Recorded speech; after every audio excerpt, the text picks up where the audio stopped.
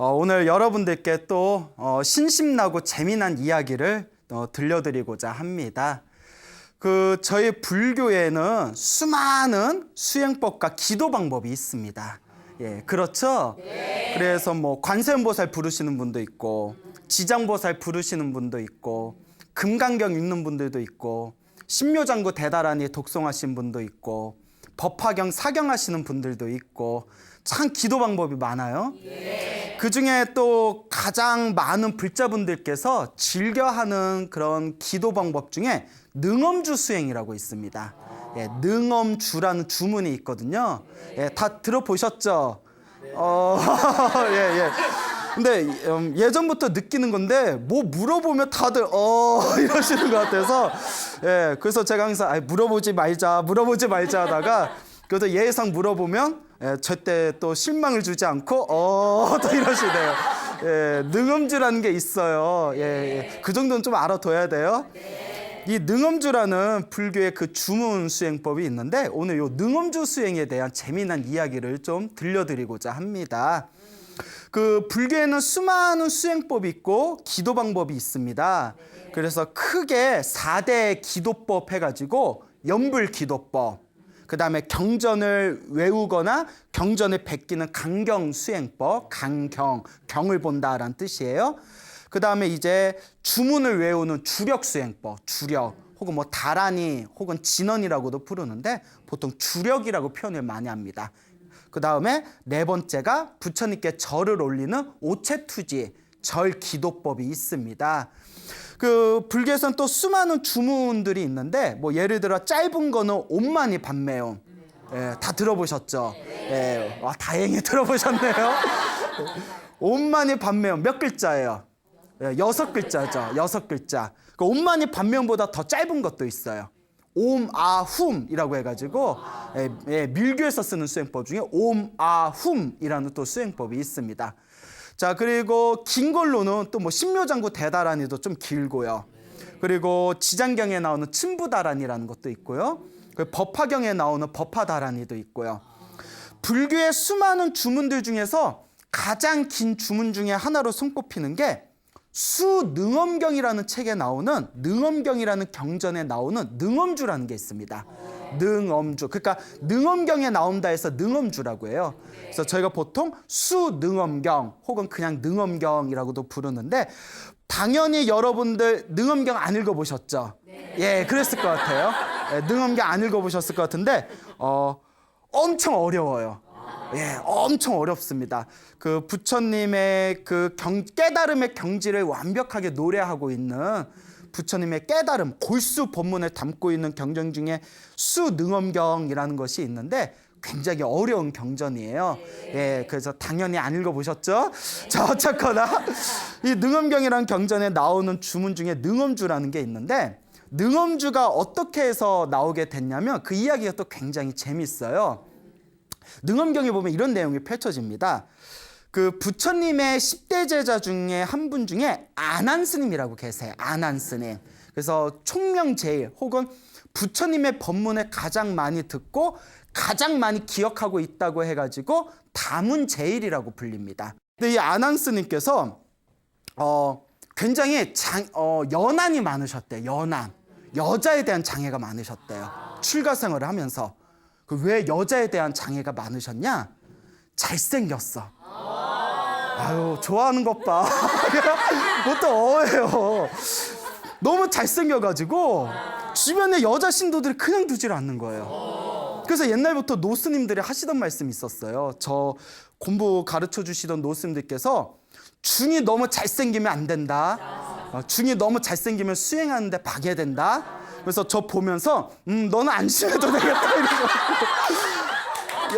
아유, 너는 수행 잘하겠다 이래서, 이거 수행 잘해도 된다니까 기뻐해야 되는지, 너는 안심해도 된다니까 기분을 나빠야 하는 건지 좀 이렇게 아리송 할 때가 있었어요. 예, 갑자기 얘기하면서 또 욱하려고 그러네. 하여튼 옛날 노스님들께서 수행자는 너무 잘생기는 게 복이 아니라고, 너무 잘생기면 수행하는데 방해가 된다. 그러니까 아난스님께서 너무 잘생기셨나 봐요. 그러니까 여자에 대한 좀 장애가 있어요. 그러다가 불교 설화에도 나오는 아주 유명한 사건이 하나 펼쳐지는데, 아난스님께서 어느 날 이렇게 점심에 탁발을 하러 이렇게 나가시다가 탁발을 하시는데 너무 목이 마르신 거예요. 목이 말라서 이제 물을 마시고 싶어서 이렇게 우물가에 갔어요. 우물가에 갔더니 웬 젊은 처녀가 물가에서 이렇게 우물에서 물을 뜨고 있는 거예요. 그 아난스님도 기다렸다가 자기가 떠먹으면 되잖아요. 그렇잖아요. 기다렸다가 이렇게 자기가 떠드시면 되잖아요. 뭐 아난스님 뭐 손이 없으셔, 발이 없으셔. 그 앞에 이렇게 기다리고 있다가 스님 뭐 필요한 거 있으세요? 아니에요. 그냥 가세요 하고 이렇게 당시 떠드시면 되잖아요. 꼭 그 젊은 아가씨한테 시주여 목이 말라서 그런데 물 한 잔 줄 수 있겠어 이러시는 거예요. 예? 난 거기서 이렇게 딱 의심이 되더라고. 자기가 떠드시면 되지. 예, 그래요. 그래서 이렇게 시주여 그 젊은 아가씨한테 내 목이 말라서 그런데 물을 좀 떠주시오.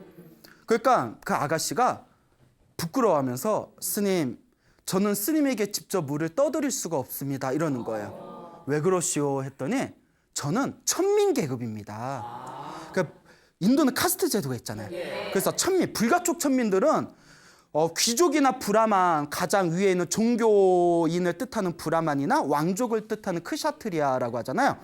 손길만 닿아도 손을 잘라버렸대요. 불결하다고. 그럴 정도로 인간 대우를 못 받던 게 불가촉 천민이었거든요. 불가촉 천민인 자기 이 불결한 존재가 어떻게 거룩하신 스님한테 물을 떠드릴 수 있겠냐고, 저는 못합니다 했더니 아난스님이 또 잘생겼는데 말도 멋있게 뭐라고 하냐면, 우리 부처님 법에는 사람을 차별하지 않습니다. 이미 똑같이 사람으로 태어났는데 위아래가 어디 있습니까? 시주여 괜찮으니 나에게 물 한 잔 떠주시오 이러는 거예요. 잘생겼는데 뭐까지 잘해? 말까지 잘해요. 예? 그러니까 막 부끄러우면서 이제 젊은 아가씨가 이제 아난스님한테 물을 떠드리고 상사병에 걸렸어요. 아가씨가 우리 잘생겼지, 매너 좋지, 말 잘하지, 말하면서 짜증난다. 너무 아난스님이 완벽하시니까 이 아가씨가 상사병에 걸렸어요. 근데 여러분 이거 하나 알아두셔야 돼요.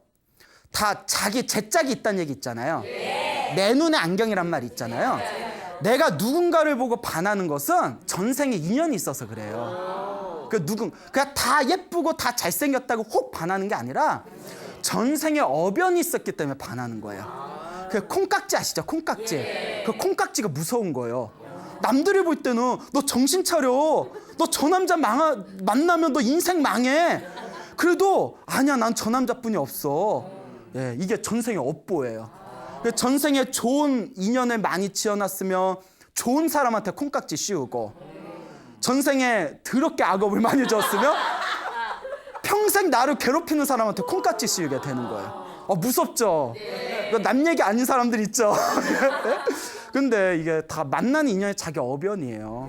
그러니까 혹시 좋지 못한 인연을 만났다고 하더라도 서러워하거나 섭섭해하지 말고 전생에 내 어변인가 보다, 이번 생에 빚을 잘 갚아야 되겠다 생각하시고, 또 이번 생에 좋은 인연 만났으면 내가 전생에 좋은 씨앗을 심어가지고 이번 생에 좋은 인연을 만났나 보다, 이번 생에도 내가 좋은 인연을 많이 지어야 되겠다, 이렇게 마음을 자꾸 일으키셔야 됩니다. 예. 그러니까 전생에 아난스님하고 무슨 어변이 있었는지 이 아가씨가 아난스님 때문에 상사병에 걸린 거예요.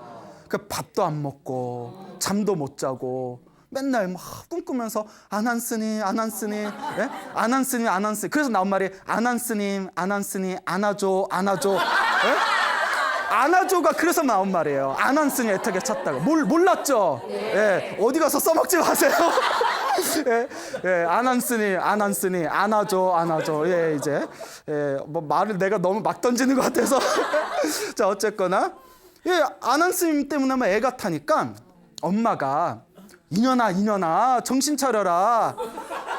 그분은 스님이시다. 스님한테 반하면 어떡하냐. 이루어질 수 없는 사랑이다 하니까 딸이 나 죽을래. 이루어질 수 없으면 나 확 죽어버릴래. 막 이러는 거예요. 예. 그러니까 자식 낳아봤자 다 필요 없어. 부모 앞에서 남자 때문에, 애인 때문에 죽겠다는 소리 나오면 부모 마음이 얼마나 찢어지겠어요.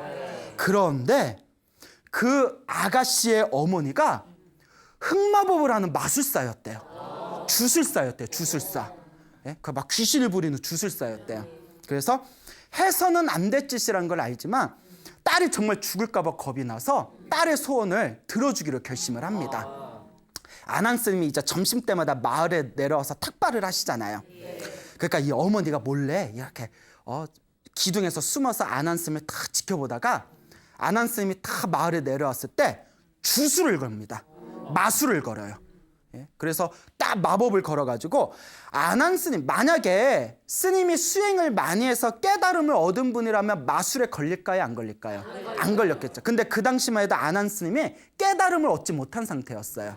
그래서 경전에 보면 책을 보고 듣는 것만 좋아해가지고 부처님의 경전을 듣고 외우는 것만 좋아해서 마음을 닦지를 못했대요. 그래서 깨달음을 얻지 못한 상태였기 때문에 마술에 걸려버립니다. 그래서 이제 주술에 걸려가지고 그 주술, 최면이라고 하죠. 최면에 이끌려서 그 딸이 있는 이제 집에 들어가게 됩니다. 그 자기 상태가 아니에요. 딱 들어갔더니 어느새 벌써 딸이 신혼방을 차려놓은 거예요. 스님 기다렸어요 막 이러면서. 그래서 이제 침대로 끌고 갑니다. 막 이제 여기서부터 이제 19금이야. 예? 여기서부터 이제 19금인데 이 방송이라서 이거 어떻게 얘기해야 될지 모르겠네. 그래서 이제 침대를 이제 끌고 가요. 그래서 이제 막 거시기 하려는 찰나에, 예? 아니 뭐라고 설명할 길 없잖아. 예, 이제 거시기 하려는 찰나에 부처님께서 멀리서 그걸 다 지켜보고 계시는 거예요. 부처님이 신통나고 다 보시더니 제자들한테 나의 제자 아난이 제 파괴를 당하려고 그렇게 주술, 마술에 걸려서 파괴를 당하려는 지금 순간이구나. 어서 아난을 구출해야 된다 하면서 부처님께서 딱 선정해 드십니다. 참선 상태로 딱 선정해 드시니까 부처님 정수리에서 어디에서? 정수리에서 환한 광명이 뿜어져 나왔대요. 정수리에서 환한 광명이 뿜어져 나오는데 그 환한 광명 속에서 별가부자를 하신 수많은 부처님들이 연꽃 위에서 확 이렇게 펼쳐지시더랍니다. 석가모니 부처님 정수리에서 수많은 부처님들이 광명과 함께 나타나셔서 무언가 막 주문을 외우시더래요. 막 주문을 외우시는데 그 주문이 이야기의 흐름상 무슨 주겠어요? 능엄주. 지금 뭐에 대해서 얘기하고 있어요? 능엄주. 그러니까 능엄주. 이 정도 눈치는 있어야 돼요. 예? 지금 능엄주 얘기하고 있는데 부처님 정수리에서 주문을 외우는데 무슨 주문일까 했더니 갑자기 뜬금없이 옴마니 밤매요? 이래버리면 이거 눈치 없는 거예요. 예. 무슨 주? 네, 능엄주. 그러면서 부처님께서 문수보살을 불러서 지혜제일 문수보살님을 불러서 이 능엄주를 가지고 가서 아난에게 묶여있는, 아난을 홀리고 있는 주술을 깨트리고 마술을 깨트리고 아난을 어서 데려오너라. 그래서 문수보살님이 그 아난스님이 갇혀있는 그 아가씨 방에 확 나타나셔서 부처님이 가르쳐 주신 이 능엄주를 외우셨대요. 능엄주를 싹 외우니까 아난의 정신을 혼란시키고 있는 그 주술, 마법이 짱 하고 깨지면서 아난이 이제 정신을 차린 거예요. 그리고 이제 문수보살의 실력의 그 신비한 힘에 의해서 이 아난 스님과 그 여자 있죠? 상사병에 걸린 여자를 데리고 부처님 앞에 데려갑니다. 그 부처님께서 이제 법문을 설하셔가지고 나중에 그 상사병에 걸린 그 아가씨도 머리 깎고 출가해서 비구니가 되어 완전한 깨달음을 얻은 아라한이 되었다. 이런 이야기들이 막 펼쳐지게 됩니다. 자, 그때 부처님 정수리에서 나온 주문이라고 해서 대불정이라고 부른다고 합니다. 대불정. 위대한 부처님의 정수리, 대불정. 예? 부처님의 정수리에서 나온 주문이다. 능엄경에서 설해진 주문이다 해서 대불정 능엄신주라고 부릅니다. 그래서 대불정 능엄신주를 우리는 그냥 줄여서 능엄주라고 부르게 되죠. 그러니까 부처님 정수리에서 광명과 함께 뿜어져 나온 주문이니 얼마나 힘이 세겠어요, 주문이. 엄청난 가피가 담겨져 있는 주문이겠죠. 근데 아까도 서두에 말씀드렸지만 능엄주가 엄청나게 길어요. 그래서 또 발음도 엄청 억셉니다. 그 신묘장구 대다란이는 발음이 부드러워요. 신묘장구 다란이 외워보면 나모라 다나다라 야야 뭐 가나다라 마바사 하다시 예? 가나다라 마바사 뭐 이러겠잖아요. 예? 나모라 다나다라 야야 이렇게 쉽게 나가는데 능엄주는 발음도 세요. 막 스타다가던 스타다 파트라 파라 프라스프레나 하면서 막 쫙 나오거든요. 침 겁나 튀어요. 하다 보면 침이 엄청 튑니다. 발음이 억세가지고. 근데 이게 처음 하는 사람은 혀가 꼬여가지고 한 번 읽는데 30분 정도 걸려요. 그 정도로 길어요. 그리고 조금 익숙해져서 혀가 말랑말랑해지면 한 20분 정도 걸립니다. 그리고 능엄주를 아주 많이 독송하셔가지고 능엄주에 힘이 붙으신 분들은 훨씬 더 빨리 하십니다. 그러니까 보통 한 20-30분 정도 걸려요. 한 번 읽는데. 그 금강경도 처음부터 끝까지 한 번 읽는데 한 20-30분 정도 걸리거든요. 30분 정도 걸리는데 능엄주 한 번 읽는 거랑 금강경 한 번 독송하는 거랑 거의 시간이 비슷해요. 그 얼마 정도로 주문이 긴지 아시겠죠? 그렇게 이제 주문이 긴 그런 아주 부처님의 위대한 가피력이 담긴 부처님의 정수리에서 광명과 함께 출현한 주문이다 해서 대불정 능엄 신주라고 부르게 됩니다.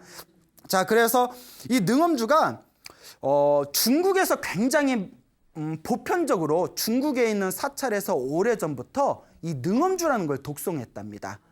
중국 불교에서는 오래전부터 능엄주를 독송해왔고 지금도 중국에 가면 우리 한국에서 신묘장구 대다란이 독송하듯이 한국에서는 항상 예불 모실 때 천수경을 독송하잖아요. 천수경 안에 신묘장구 대다란이가 있잖아요. 그래서 한국 사찰에서는 매일매일 예불할 때마다 천수경을 외우면서 신묘장구 대다란이를 독송하듯이 중국 사찰에 가면 항상 매일 능엄주를 독송한대요. 근데 중국에서 능엄주를 열심히 독송하게 된 신비한 이야기가 있습니다. 옛날에 중국에서 있었던 일이래요. 여러분 관세음보살이라고 다 들어보셨죠? 네. 그 관세음보살님이 살고 있는 곳을 보타낙가산이라고 불러요. 그래서 절 중에 뭐 낙가사, 뭐 낙가암 이게 관세음보살님을 상징하는 표현이에요. 그래서 낙가자가 들어가면 보타낙가산. 근데 중국에 보타낙가산이라는 절이 있었나 봐요. 그 보타낙가산에 그 어느 큰 절에 진헐 스님이라는 큰 스님이 계셨대요. 예, 본명이 진헐 스님이세요. 그래서 우리가 헐 막 이러잖아요. 헐. 그래서 진헐 스님 진짜 헐 해서 예, 또 진헐 스님한테 죄송하네 이게. 진헐이라는 큰 스님이 계셨는데 이 진헐 스님이 계신 그 사찰에 4,000명의 스님들이 모여서 수행하고 있었대요. 그 4,000명의 스님들이 수행하는 큰 절이 있었는데 이 스님들이 4,000명의 스님들이 수행을 하는데 어느 날 그 사찰에 돌림병이 돌았대요. 돌림병. 그 마을에 돌림병이 스치면서 스님들도 다들 돌림병에 걸리셔가지고 다들 쓰러져 버리신 거예요. 그러니까 아무리 의사를 부르고 아무리 약을 먹어도 낫지를 않는 거예요. 또 옛날에는 의학이 지금처럼 발달하지 못했잖아요. 그러니까 진월 스님께서 이거는 관세음보살님한테 간절히 기도해서 관세음보살님의 가피를 받아야만 나을 수 있다. 그래 관세음보살님께 우리가 한번 기대서 기도를 한번 열심히 해보자 하고 관세음보살님한테 간절하게 기도를 올립니다. 스님들이 이제 쓰러진 스님들은 계속 이제 누워 있고 이제 그 중에서 몸이 좀 멀쩡한 스님들이 법당에서 간절하게 관세음보살님께 기도하면서 관세음보살님 제발 우리 스님들 몸의 병 좀 빨리 낫게 해주십시오. 빨리 낫게 해주십시오. 간절히 기도를 했대요.